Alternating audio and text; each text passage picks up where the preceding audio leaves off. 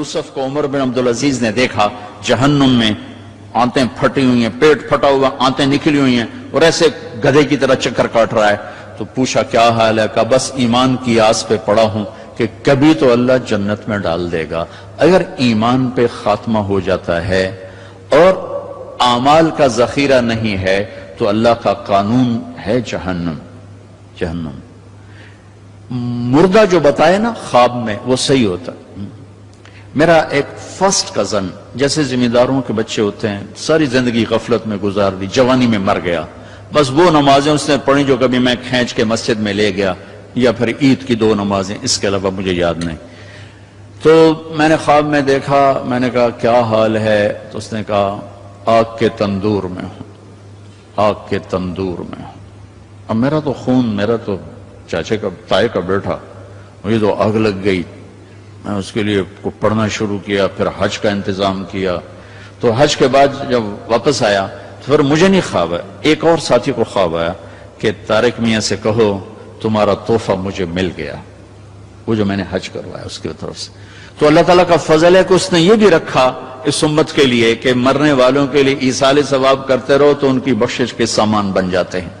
تو اگر ایمان ہے اور عمل نہیں ہے تو سیدھا جنت میں نہیں جائے گا، وایا ہو کر جائے گا۔ اور اعمال میں میرے عزیزو، میں نماز کی پہلے تھوڑی بات کی تھی، روزے گرمی میں میرا اور آپ کے صبر کا امتحان ہے، میرے آپ کے عشق کا امتحان ہے کہ ہم اللہ کے لیے کتنی بھوک برداشت کرتے ہیں اور اللہ کے لیے کتنی پیاس کو برداشت کرتے ہیں۔ ہمارا روزہ تو شام کو کھل جائے گا، لیکن میرے نبی کی اولاد نے 72 گھنٹے کا روزہ رکھا تھا اور پیاسے ہی ذبح ہو کے اللہ کے پاس چلے گئے تھے، اور قیامت تک کے آنے والے انسانوں کے لیے عذر کے دروازے بند کر دیے تھے کہ وہ تو رمضان بھی نہیں تھا، پانی سامنے تھا، لیکن درندوں نے پانی روک دیا۔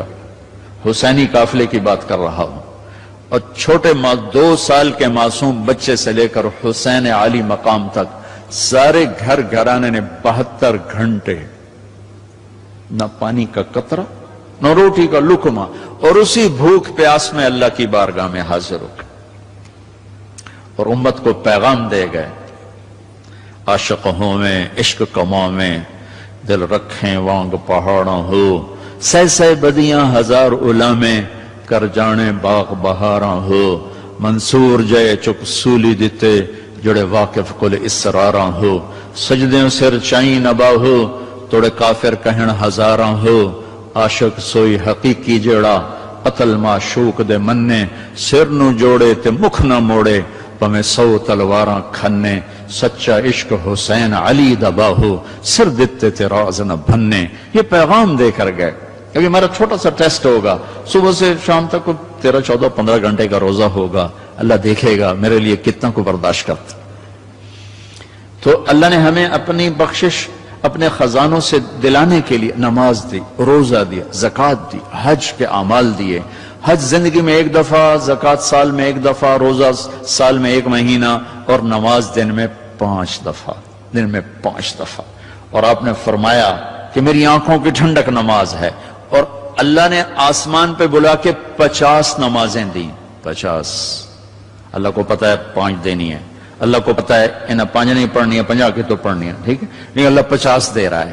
اور میرے نبی کا مقام رضا ہے، تسلیم ہے۔ میرے نبی نے نہیں عرض کی یا اللہ اب یہ 50 کیسے پڑھیں گے، کہ ٹھیک ہے میرے رب میں راضی ہوں، واپسی ہو گئی۔ جب اللہ میں نے یہ کہیں پڑھا نہیں واضح کر دوں، لہٰذا میری بات غلط بھی ہو سکتی ہے 100%، اور ٹھیک ہونے کا بھی امکان موجود ہے، کہ جب اللہ پاک نے دیکھا کہ میرا نبی تو تسلیم و رضا پہ وہاں پہنچ گیا ہے کہ سوال ہی نہیں کیا کہ یا اللہ انہیں 50 کتوں پڑھنی ہے، تو انہوں نے موسیٰ علیہ السلام کو آگے کھڑا کر دیا، ہوگا۔ میں اس لیے کہتا ہوں کہ میرے پاس اس کا کوئی ثبوت نہیں، میرا اپنا ذاتی ایک ذوق۔ آگے چھٹے آسمان پہ موسیٰ علیہ السلام کھڑے تھے، یا رسول اللہ ملاقات کیسی رہی؟ کہ بڑی اعلیٰ۔ کیا ہوا؟ کہ 50 نمازیں۔ ان کا تو کہیں پڑھنی ہی نہیں، واپس جاؤ تھوڑیاں کراؤ۔ اب یہ چھٹے آسمان، یہ 7واں، یہ سدرۃ المنتہا، یہ فاصلے کوئی نہیں جانتا اللہ کے سوا، بے شمار ہیں، لیکن یوں طے ہو رہے تھے، لیکن فاصلہ تو ہے۔ واپس گئے تو اللہ نے 5 گھٹا دی، 45 نہیں گھٹائیں۔ اچھا بھائی میرے حبیب 5 کم کر دیتے ہیں، آنا جانا 9 دفعہ واپس بھیجا، 9 5 45۔ واپس جائیں یا رسول اللہ، واپس جائیں یا رسول اللہ، واپس جائیں یا رسول اللہ، اور ہر دفعہ 5 5 5 5، پہلے 5 کیوں نہیں دی؟ اور واپس گئے تھے تو 45 کیوں کم نہیں کی؟ ہر دفعہ بلا رہے ہیں، بھیج رہے ہیں، بلا رہے ہیں، بھیج رہے ہیں، اچھا 5 5 5 5، صرف آپ کو نماز کی اہمیت بتانے کے لیے کہ کتنا عظیم عمل ہے۔ جب 5 رہ گئیں اور موسیٰ علیہ السلام پھر کھلوتے، جی اب کیا ہوا؟ کہا جی 5 رہ گئی ہیں۔ کہا نہیں واپس جائیں، کوئی نہیں پڑھیں گے۔ کہا نہیں اب میں گیا تو یہ بھی اڑ جائیں گی، پھر میری امت کا کیا بنے گا؟ مجھے شرم آتی۔ کہا یا رسول اللہ ایک بات بتاؤں کیا؟ میری امت پہ 2 نمازیں فرض تھیں، بنی اسرائیل 2 نمازیں تھیں، فجر کی 2 رکعت اور عصر کی 2 رکعت، باجماعت نہیں، انفرادی، رکوع کوئی نہیں، قیام سجدہ، تلاوت کوئی نہیں، تسبیح۔ قرآن میں آتا ہے ورکعی مع الراکعین، حضرت مریم کو وہ ورکعی سے مراد رکوع نہیں، جھکنا مراد ہے کہ جھکو اللہ پاک کے سامنے۔ رکوع ہمیں ملا، نماز میں تلاوت ہمیں ملی، اللہ اکبر ہمیں ملا، کسی امت کو اللہ اکبر نہیں ملا، کسی امت کو رکوع نہیں ملا، کسی امت کو تلاوت نہیں ملی، وہ اپنی کتاب کے حافظ نہیں ہوتے تھے، ہم اپنی کتاب کے حافظ ہوتے ہیں۔ ہمارا بچے سے لے کر بوڑھا، مرد سے لے کر عورت جو یاد کرنا چاہے، میرا شاگرد میرے یہاں مدرسہ میں، اس نے 29 دن میں قرآن یاد کیا، صبح سے پارہ یاد کرتا تھا اور رات کو تراویح میں سناتا تھا۔ وہ چھٹیاں ہو گئی، لڑکے چلے گئے، وہ امریکہ سے تھا تو وہ اس کا تو واپس جانے کا تھا نہیں، اور رمضان آ گیا، حافظ کا انتظام نہیں ہو سکا، تو انہوں نے کہا جی میں سناؤں گا۔ وہ فجر سے مغرب تک ایک پارہ یاد کرتا اور عشاء میں تراویح میں سنا دیتا تھا۔ 29 دن میں اس نے پورا قرآن سنا دیا۔ تو اللہ نے ہمارے لیے قرآن ایسا آسان، ابھی وہ امریکہ میں ماشاءاللہ مدرسہ، پہلی امت ہے اپنی کتاب کی حافظ نہیں ہوتی تھی، یہ امت قرآن کی حافظ۔ حضرت عثمان رضی اللہ تعالیٰ عنہ حرم شریف میں داخل ہوئے اور اللہ اکبر کر کے نماز کی نیت باندھی اور سورہ بقرہ شروع کی۔ عبد الرحمن تیمی پاس بیٹھے تھے، وہ کہنے لگے بھلا دیکھو رکوع کہاں کرتے ہیں؟ تو بقرہ سے جو چلے الف لام میم ذالک الکتاب، تو والناس پہ جا کے رکوع کیا، ایک رکعت میں سارا قرآن پڑھ دیا۔ یہ میرے رب نے ہمیں نماز کا حسن دیا ہے، نماز کی خوبصورتی دی ہے۔ ابو ریحانہ ایک سفر سے واپس آئے تو ان کی بیگم ان کے انتظار میں، اس زمانے میں نہ کوئی موبائل نہ ٹیلی فون، تو انتظار ہوتا تھا، جو جب رات کو بیٹھنے لگے تو کہنے لگے 2 نفل پڑھ لو پھر بیٹھیں گے۔ ان کہاں پڑھ لو، اللہ اکبر۔ جو شروع ہوئے چلتے چلتے چلتے چلتے فجر کی اذان پہ جا کے 2 نفل ختم ہوئے، تو کہنے لگے ابو ریحانہ اما لنا منک نصیب، میرا کوئی حق نہیں تھا؟ کہنے لگے مجھے معاف کرنا، میں بالکل بھول گیا، مجھے یاد ہی نہیں رہا۔